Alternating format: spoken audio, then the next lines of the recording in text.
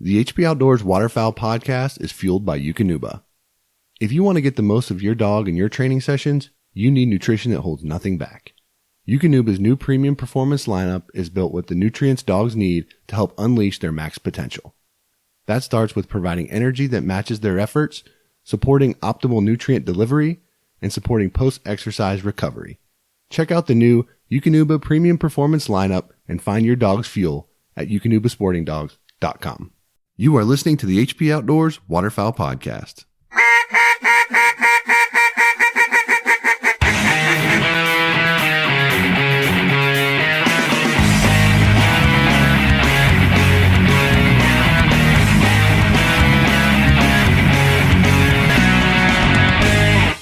The HP Outdoors Waterfowl Podcast is powered by Cornerstone Gun Dog Academy. CGA is the world's most comprehensive online gun dog training resource. They've got over 160 instructional videos that includes everything you need to take your 7-week-old puppy to a finished gun dog. Visit cornerstonegundogacademy.com to sign up for the free preview module and begin your training journey today. Cornerstone Gun Dog Academy, the most advanced gun dog training resource on the web. Gunner kennels are engineered for your dog, designed for travel, and built for your peace of mind. The G1 kennel has set a new industry standard and put Gunner in a category all its own. They were started to protect your pet, and it continues to be at the center of everything that they do.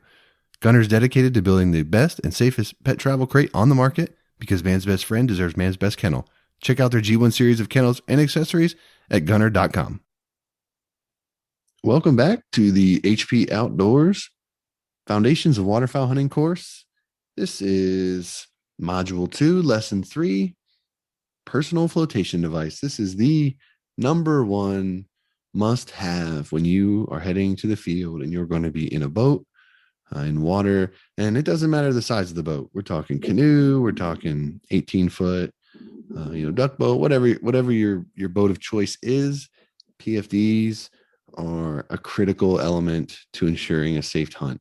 Year after year after year, we see unfortunate situations where hunters are killed in the field because of exposure to the elements in a boating accident, and many are found without PFDs on, which it makes you wonder how many folks could be saved if they were wearing a PFD. It certainly gives you a chance, no matter how dire the circumstances are, your chances will always be better with the personal flotation device. And in fact, many states actually have laws requiring wearing of an approved personal flotation device. There's several different types available in the market.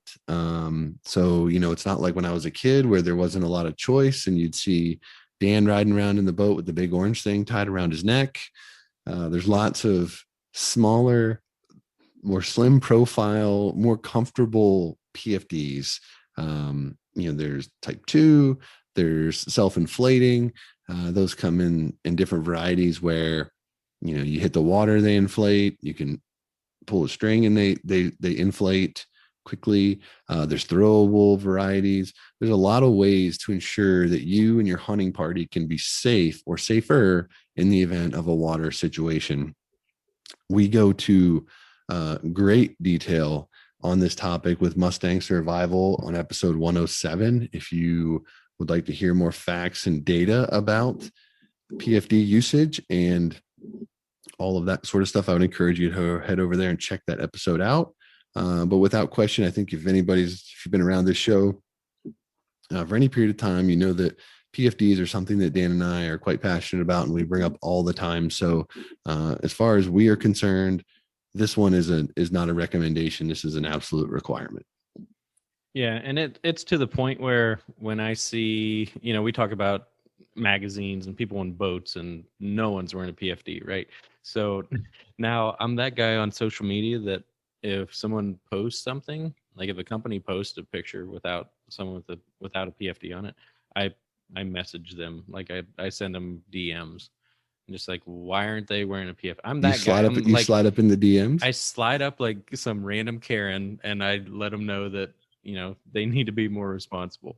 So, 107, episode 107, Brian goes into all kinds of crazy stats. And I think one stat that blew my mind was, I think it was like 85 or 90% of people that get hypothermic and die are within 10 feet of safety.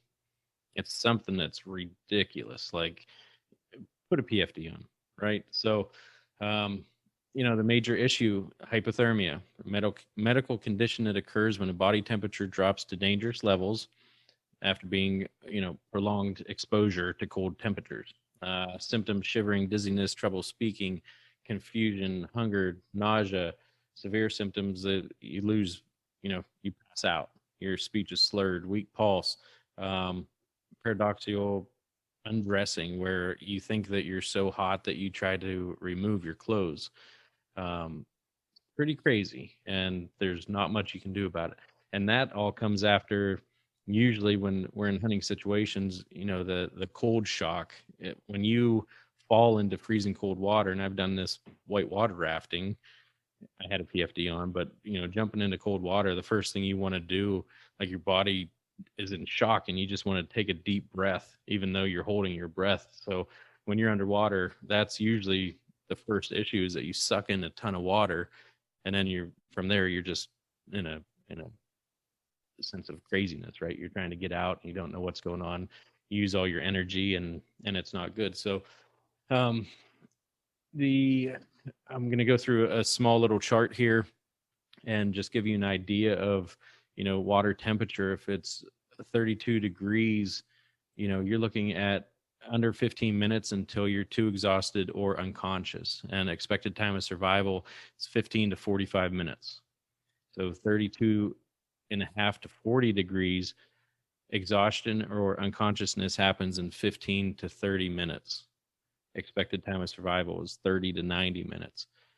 I would say most of the time we're in this 32 to 50 degree water temperature for what we hunt. So 40 to 50 degrees, if you're in that for half an hour to 60 minutes, you're going to be too exhausted or become unconscious.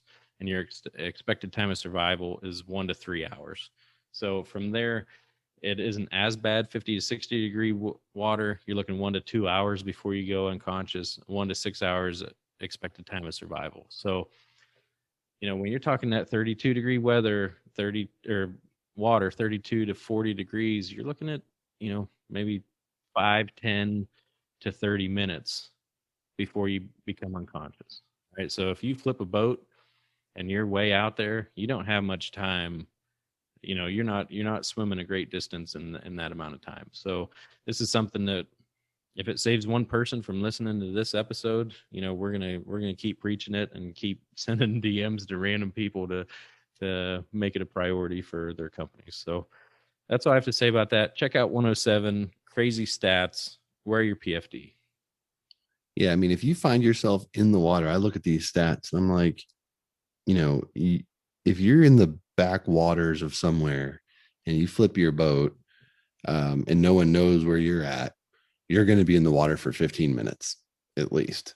And for most people, most adults, if the water's cold enough, which a lot of times in wintertime, it would be right on this line or close to 15 to 30 minutes, and you're going to be you're going to start feeling it. Right. So, I guess my takeaway here is, the PFD is an incredibly valuable tool when you find yourself in the water, because this is not, oh, I can fix this. This is a life and death situation now that you're dealing with, in minutes count.